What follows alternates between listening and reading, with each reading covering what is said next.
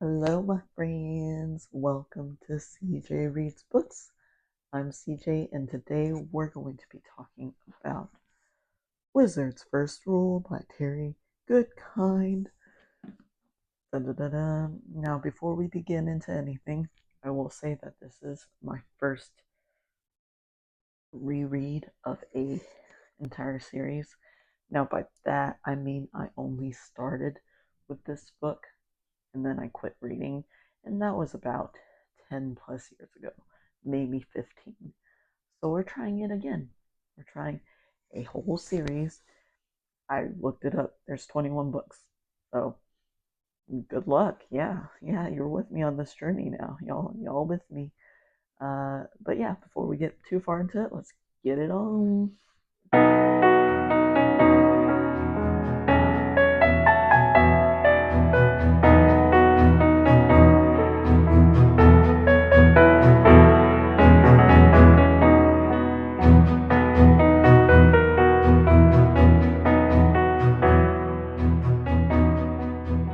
So let me start off by saying this book is different when you reread it.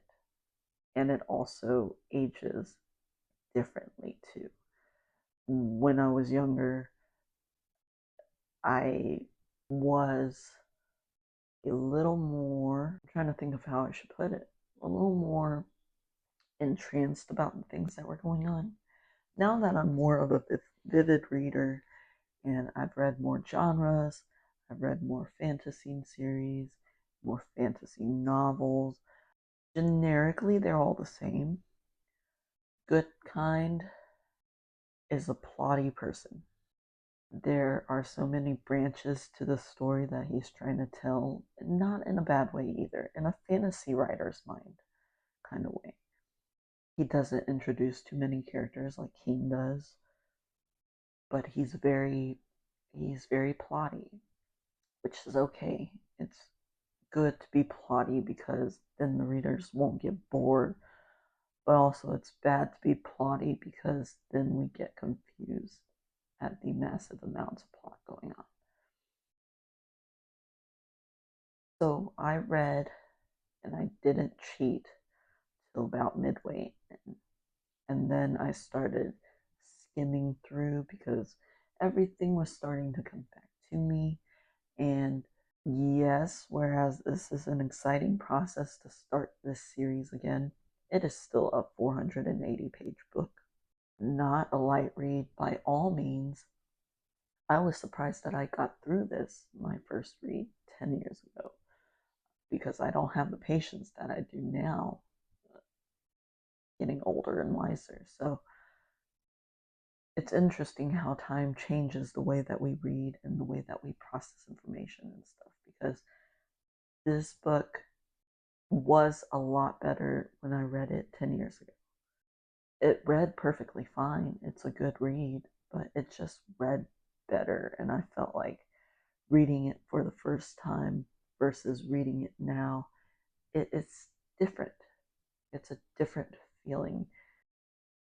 And I can see why people like would stoke their life, would give their life to reading a novel anew again because of that original feeling and that original thought of it.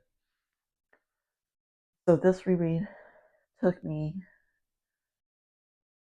I started in Louisiana, so about 4, 5 days. Now, if I had read slowly through the whole thing, it'd probably take me about a week because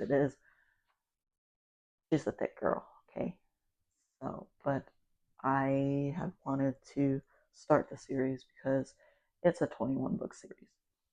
So, regardless of whether I skim through it or not, it's gonna still take me probably a year to finish the whole series. Probably a year and a half, honestly. But who knows? It follows Richard and it takes him on this grand adventure. And this whole book really is about him finding out something about someone or himself. And like, yeah, they take breaks in between it to establish facts and stuff like that, but all in all, it's literally Richard, the main character, finding out a piece of information about himself or someone else that is close to him, and it takes everything and piles it into a ball of one, which is okay. Which is okay. Sometimes authors need to do that, but I'm excited to read the second novel because I'm excited to see how it expands from there, and if Goodkind's writing style progressively gets better or continues about the same structure and same outline. So we gotta see about that. But I enjoyed it still. Second time reading through it, I only gave it a 3 out of 5 stars. I feel like 10 years ago I would have given it a 4 stars. I'm only giving it a 3 out of 5 stars just because it is too plotty. Maybe that's my age showing or my ADHD showing more in my uh, later years, but that's what I'm giving it because it's so plotty. The character formations were awesome and it was amazing, but it was just so plotty. But I am looking forward to the next novel, definitely. So, yeah, have you read the series before? If you finished it before, tell me what you thought about the series without spoiling it, of course. It's rude to spoil books. But tell me what you thought of it. Who are your favorite characters? What can I expect out of the Stone of Tears? Because I'm really excited to continue this journey.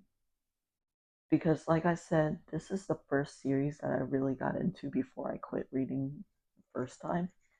And now that I'm back into reading more, I'm excited to start off just because it just kind of gives me a little, like, a little glimpse of my past to what I read before.